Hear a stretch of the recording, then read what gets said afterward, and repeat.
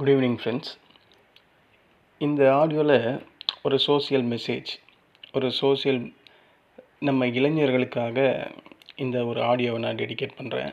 அதாவது நம்ம வாழ்க்கையில் பல பேர் பல தொழில் செஞ்சுக்கிட்டு இருக்கோம். எல்லோரும் அந்தந்த தொழிலில் பெரிய லெவலில் முன்னேறுறோமா அப்படின்னு கேட்டால், முன்னேறத்துக்கான வாய்ப்புகள் அங்கே ஒரு இடத்துல இங்கே ஒரு இடத்துல அந்த மாதிரி சில இடத்துல இருக்கலாமே கண்டி எல்லாரும் முன்னேறாங்களா அப்படின்னு கேட்டால் இல்லை. நீ வாழ்க்கையில் ஒவ்வொருத்தருக்கும் இந்த சினிமா மோகம் அப்படின்றது இப்போது ரொம்ப அதிகமாக இருக்குது. அது காலங்காலமாக இருக்க தான் செய்யுது, அதை மாற்ற முடியாது. ஆனால் இந்த சினிமா மோகம் அதுலேயே ஊறி போனவங்களுக்கான ஒரு மெசேஜாக தான் இந்த ஆடியோ நான் பண்ணுறேன். நீ வாழ்க்கையில் தோற்று போகிற அப்படின்னு இருக்கும்போது, நீ சினிமா துறையை சார்ந்த ஒரு ஹீரோவை ஃபாலோ பண்ணுற அப்படின்னா, நீ வாழ்க்கையில் தோற்று போகிறப்ப உன் ஹீரோ உனக்கு சோறு போடுவாரா அப்படின்றது தான் இந்த டைட்டில். இது ஒரு கேள்வி. இதுக்கு நீங்கள் எல்லோரும் நேர்மையாக பதில் சொல்லணும். ஓகேங்களா? நான் யாரை பற்றியும் குறைலாம் சொல்லலை. பட் இப்போ இருக்கிற இந்த யங்ஸ்டர்ஸோட பிஹேவியரை பார்த்தா ரொம்ப, அதாவது எப்படி சொல்கிறதுன்னா, பஸ்ட் ஆகிற லெவலில் இருக்குது. நேர்மையாக தான் நமக்கு பதில் வேணும். நீ இன்றைக்கி படிக்கிறத விட்டுட்டு, வேலையை விட்டுட்டு, உன் எதிர்காலத்தை கவனிக்காமல் ஒரு நடிகருக்காக நாள் முழுக்க நேரத்தை செலவழிக்கிற அப்படின்னு வச்சுக்க. நாளை வாழ்க்கையில் நீ தோற்று போகிற, நாளைக்கான வாழ்க்கை உன்னுடைய வாழ்க்கையை நீ தோற்று போகிற. உன் ஹீரோ உனக்கு சோறு போடுவாரா? முதல்ல நீ யாருன்னு உன் ஹீரோவுக்கு தெரியுமா? இந்த கொஸ்டின்ஸ் எல்லாம் உங்களுக்கு என்னைக்கா தோணியிருக்கா? நீ உன் ஹீரோவுக்காக எல்லாமே பண்ணுற. 1000 பேர் பண்ணுறான், லட்சம் பேர் பண்ணுறான், கோடி பேர் பண்ணுறான். இந்த கோடியில் ஒருத்தரான நீ இருக்கும்போது உன்னுடைய ஹீரோக்கு உன் பேரை தெரியுமா? தெரியாது. அந்த மாதிரி இருக்கும்போது நீ ஒரு வாழ்க்கையில் தோற்று போய் இருக்கிற. உன்னோட லைஃப்பை உன் ஹீரோக்காக தான் நீ வாழ்க்கையாகவே வாழ்ந்துருக்க. நீ வாழ்க்கையை அவர் வாழ்கிறதுக்காக நீ அவருக்காக வாழ்ந்து பேனர் ஓட்டுற, பால் அபிஷேகம் பண்ணுற, என்னென்னவோ பண்ணுற.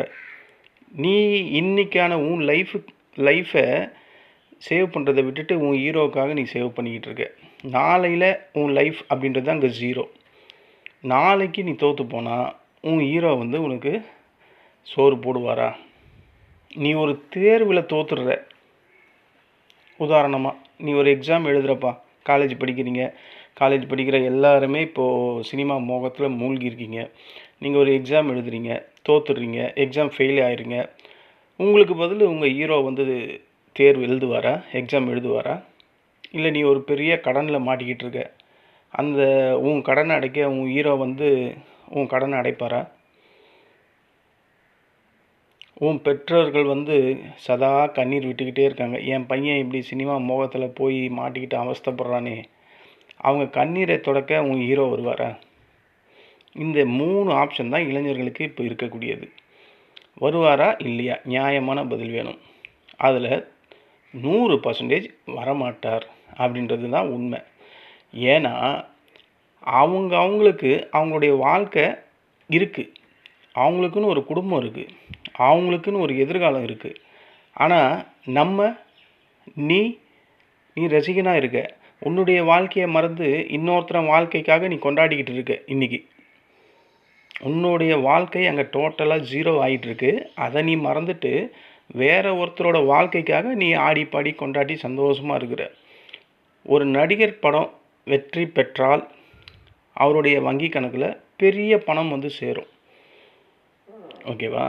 ஆனால் நீ அந்த நடிகருக்காக பட்டாசு வெடிக்கிற, பேனர் வைக்கிற, பாலாபிஷேகம் செய்கிற, உன் வங்கி கணக்கில் ₹1 வருமா? உன் வங்கி கணக்கில் அந்த ₹1 யார் போடுவா? உன் வங்கி கணக்கில் இருக்கிற ஒவ்வொரு ரூபாயும் தான் நீ உன் ஹீரோக்காக செலவு பண்ணிக்கிட்டு இருக்க.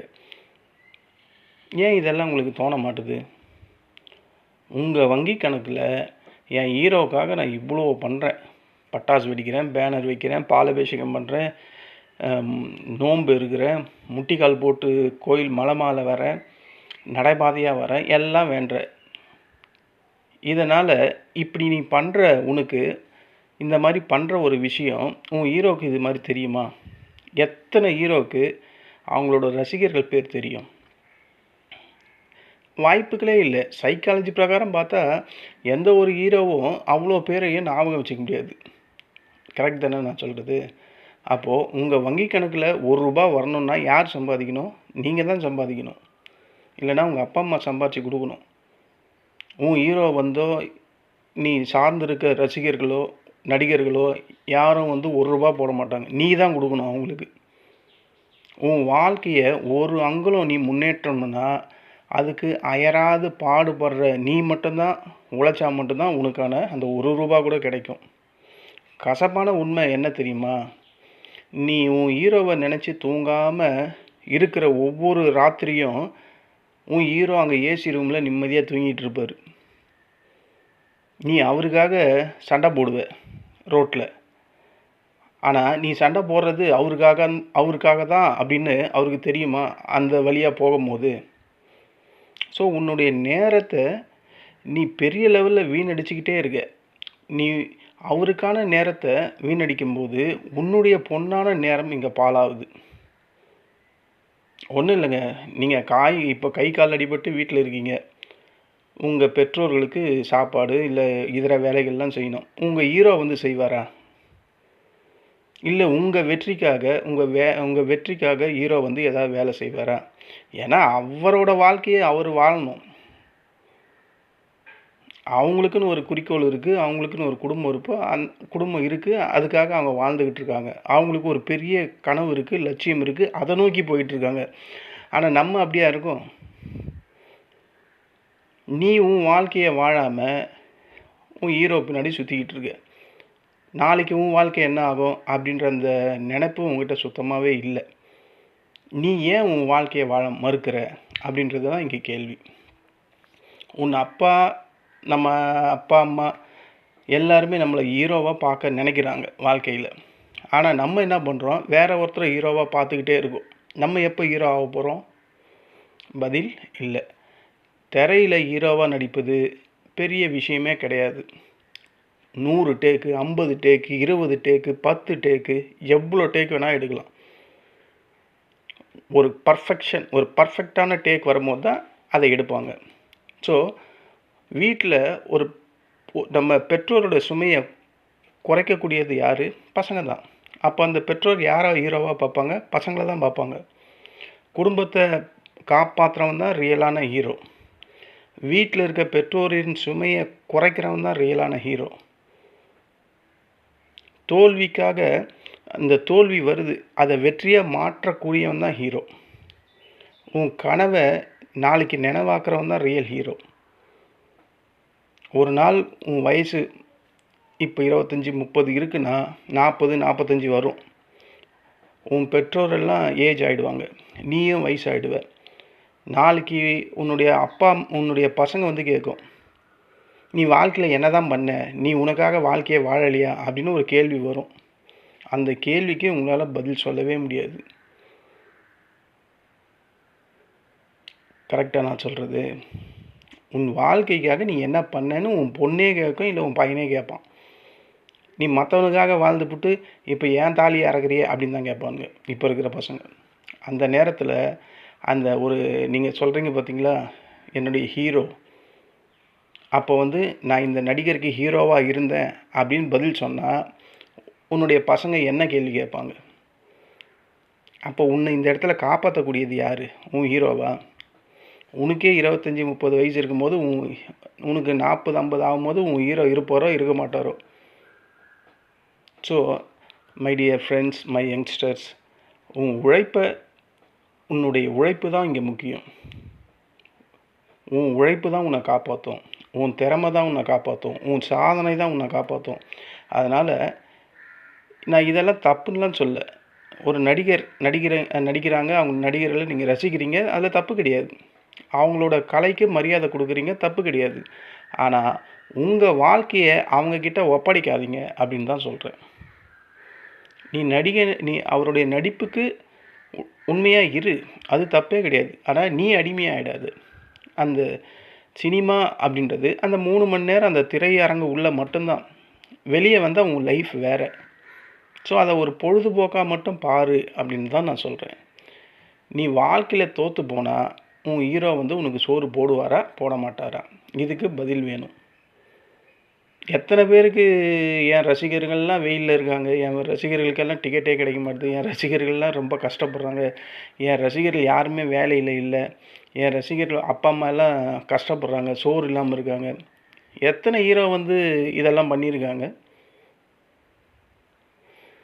இதெல்லாம் நீங்கள் சிந்திச்சிங்கன்னா, அடப்பாவிங்களா நம்ம என்னடா இவ்வளோ முட்டாள்தனமான வேலை செஞ்சிட்ருக்கோம் அப்படின்ற மாதிரி தோணும். உன்னை ஹீரோவாக நினைக்கக்கூடிய உன் குடும்பத்துக்காக நீ வேலை செய். உன் அப்பா அம்மா தான் உன்னை தினமும் ஹீரோவாக பார்த்துக்கிட்டே இருக்காங்க. என் பையன் நாளைக்கு இப்படி வருவான், அப்படி பண்ணுவான், என்னை காப்பாற்றுவான் அப்படின்னு அவங்க தான் தினமும் அவங்க பசங்களை ஹீரோவாக நினச்சி வாழ்ந்துக்கிட்டு இருக்காங்க. நீ அவங்களுக்கு உண்மையாக வாழ். நீ உன் ஹீரோவை தேடியெல்லாம் போய் உன்னுடைய வாழ்க்கையை ஜீரோ ஆக்கிக்காத.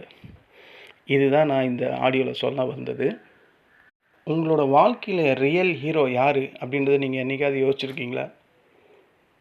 இன்றைக்கி பல இளைஞர்கள் தங்கள் பெற்றோர் பெரிய கஷ்டப்பட்டு பெரிய லெவலில் படிக்க வச்சு தான் பையன் பெருசாக வரணும் அப்படின்ற மாதிரி ஆசைப்பட்டு ஒவ்வொரு நாளும் ஒவ்வொரு பெற்றோரும் வெயிலில் உழைச்சி காப்பாற்றிக்கிட்டு இருக்காங்க.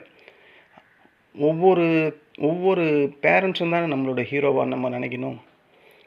ஒவ்வொரு வீட்லேயும் ஒவ்வொரு தாய் அவங்களுடைய ஆசைகளை அடக்கிட்டு சில பேர் அவங்க ஆசையே விட்டு கொடுத்துட்டு குழந்தைகளோட எதிர்காலத்துக்காக வாழ்ந்துக்கிட்டு இருக்காங்க. அவங்கெல்லாம் ஹீரோ இல்லையா? அப்போ இந்த இடத்துல உண்மையான ஹீரோ யார் அப்படின்னு நீங்கள் நினைக்கிறீங்க? உங்களை படிக்க வைக்கக்கூடிய பெற்றோர் ஹீரோவா, இல்லை நீ காசு போட்டு டிக்கெட் வாங்கி உன் ஹீரோ வளர்ந்து வராரு அவர் ஹீரோவா? உங்களுக்கான கல்வியை கற்றுத்தரக்கூடிய ஆசிரியர்கள் ஹீரோவா?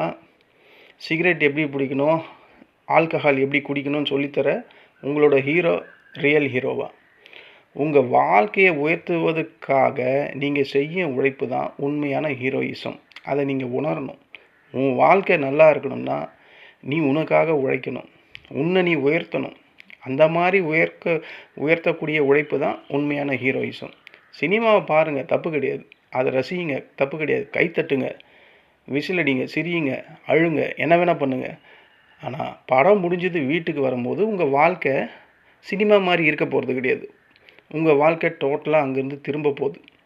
ஏன்னா திரையில் ஓடக்கூடிய படம் ஒரு கற்பனை. நீங்கள் வாழ்கிற வாழ்க்கை உண்மை.